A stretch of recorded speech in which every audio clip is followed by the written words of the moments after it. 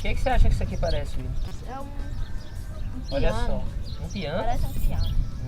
Você concorda, João? Você acha que isso é um piano, Isso João? aqui é uma lesma, moço. Não é. Uma lesma, olha só. Olha esse melequinho aqui, ó, tá vendo isso aí? Isso aqui é um morcego sem uma asa. Aí tamanho, a árvore não. legal aqui, A asa ó. não gostou do morcego que saiu. Vini, acha que é o quê, Vini? Olha bem, Vini. Mas olha aqui o salto. O tamanho, Vini? Só que a cabeça aqui. De onde? O mapa? De onde? Boa nova, tava na ponta da língua, eu já ia falar.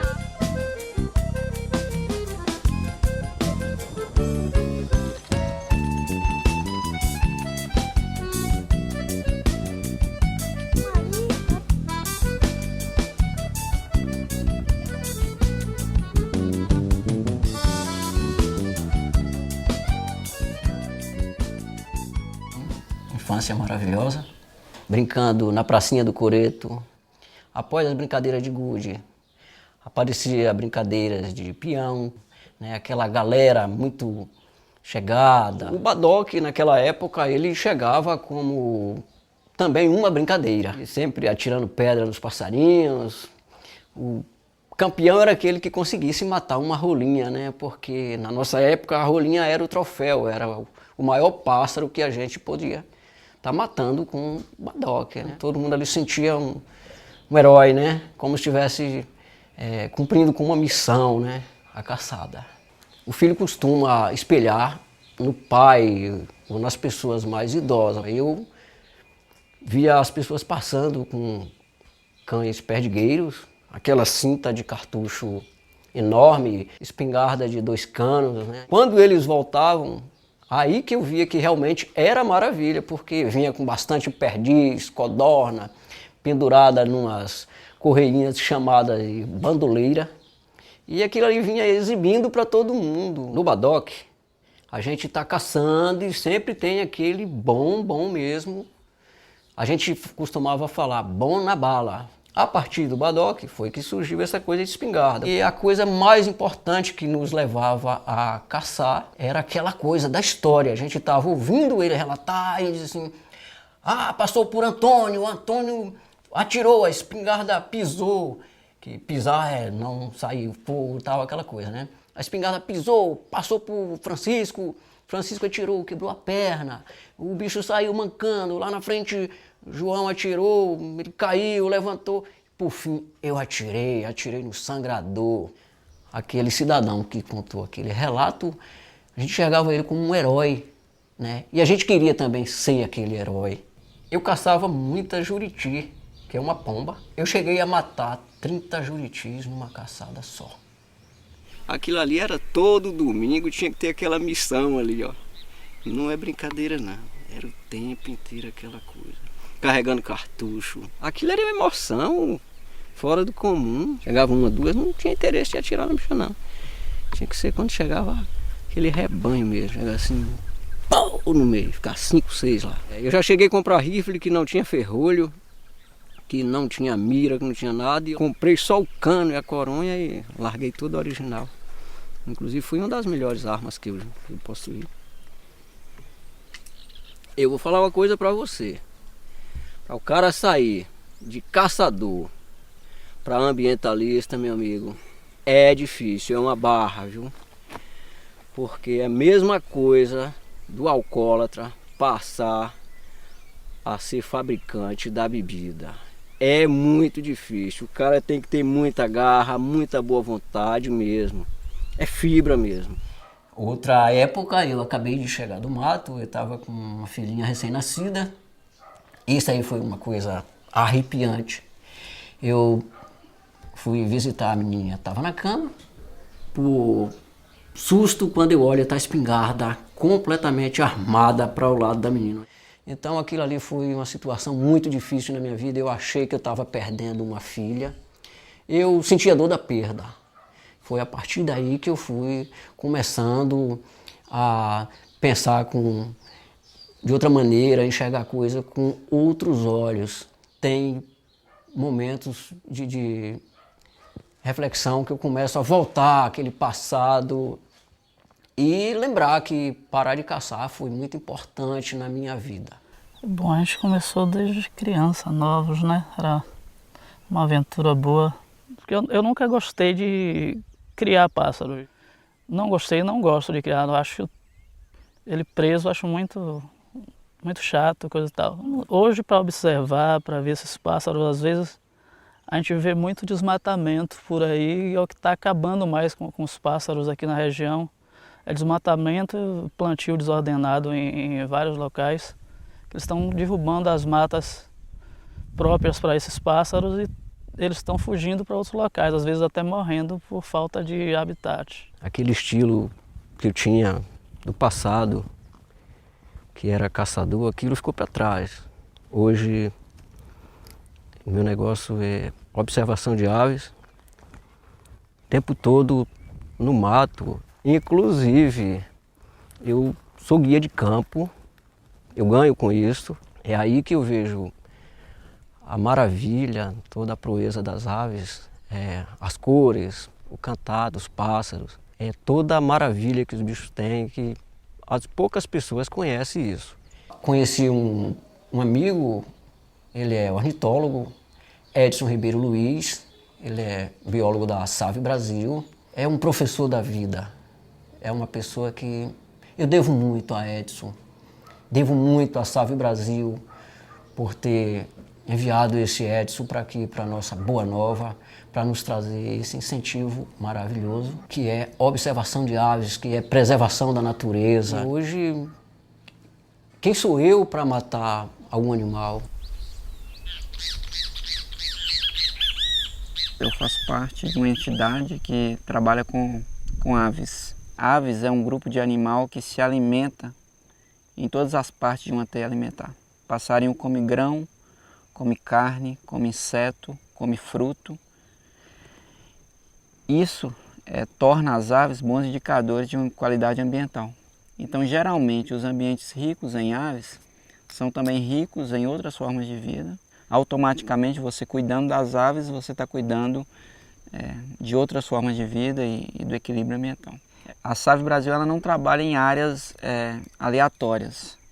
Ela escolhe os locais de trabalho baseado em riqueza de espécies de aves, aves ameaçadas de extinção e locais onde as aves sofrem uma grande ameaça iminente. Boa Nova é uma das 5 áreas mais importantes para a conservação de aves da Mata Atlântica, do Brasil inteiro. Chegamos em 2005 e num dos primeiros encontros que a gente teve com a comunidade, nós notamos 2 coisas. A primeira delas é que eles tinham um total desconhecimento acerca dessa riqueza de aves. Isso estava muito preso às universidades, ao meio acadêmico, mas a comunidade em si não conhecia isso. Uma segunda coisa, que eles tinham desconfiança dos reais interesses que nós estávamos aqui em Boa Nova. E muitos acreditavam que essa história de passarinho ameaçado de extinção era, na verdade, um disfarce que a gente utilizava para encontrar o ouro de André da Rocha Pinto, que era um bandeirante que passou por aqui, tinha deixado um mapa do tesouro. Então, em meados do século XVIII, os bandeirantes André da Rocha Pinto e João da Silva Guimarães foram designados pela coroa portuguesa para desbravar os sertões.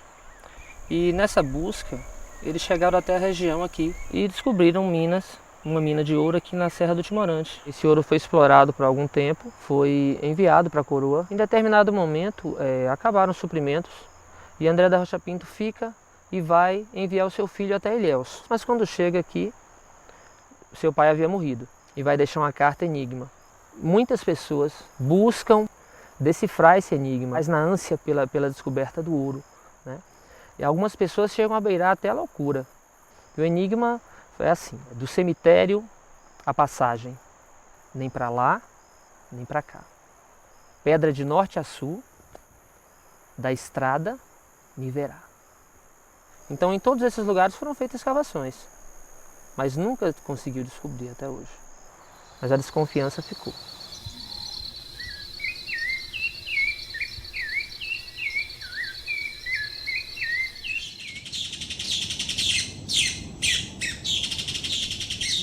casaca de couro no fundo, né? Isso que a gente falou, geralmente as pessoas passam despercebidas o quanto as aves têm a capacidade de tornar um ambiente agradável para quem está presente, né? E dentre todas essas atividades que nós começamos a fazer, de levar pessoas para ir para o campo, observar aves, levar proprietário de terra para repensar a forma que ele poderia utilizar sua propriedade de uma maneira mais correta, inúmeros passeios ecológicos com crianças que passaram também a observar aves com binóculo, começou a haver uma transformação bem interessante na cidade de Boa Nova e muitos deles começaram a também repensar a forma como lidava com a natureza. A gente acha assim que Josafá e alguns caçadores talvez são símbolos dessa mudança que houve de alguém que agredia, que causava algum impacto ao meio ambiente nas mais diferentes formas e mudou a sua forma de olhar a natureza. Não foi fácil esse tempo que nós ficamos em Boa Nova, no sentido de convencer a comunidade de que existia um ouro bem palpável aqui, que era a questão da biodiversidade e dos seus recursos naturais. Que a natureza ela tem os seus ciclos e o seu dia a dia independente dos nossos problemas humanos da cidade.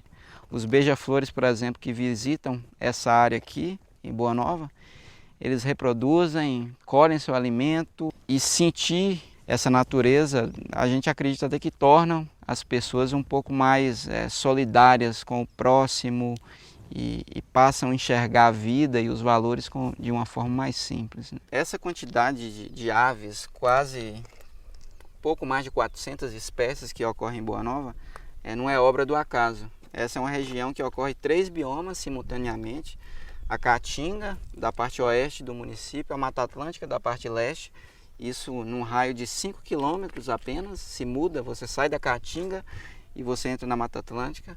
Boa Nova é uma região que se planta cacau, que é o símbolo da Mata Atlântica, e umbu, que é o símbolo da Caatinga.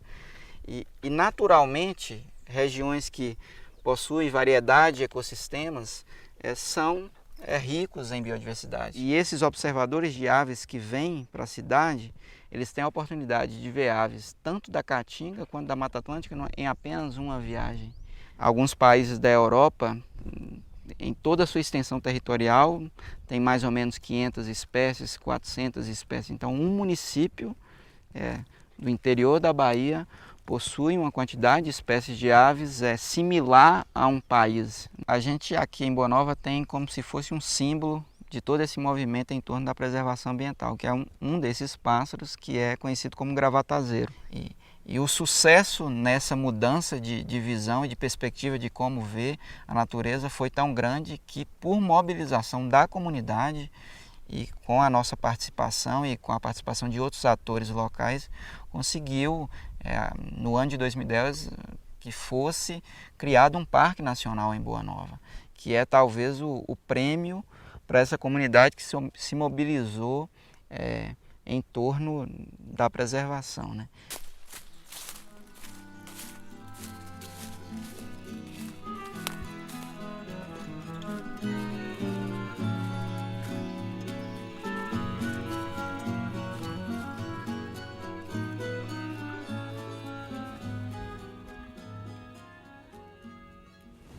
Lembra, pai, de quando o senhor caçava, que a gente ia vendo aqueles bichos abatidos no chão? Hoje a gente pode cuidar deles, vê-los de uma forma diferente, as cores, o tamanho. Obrigado, pai. Valeu.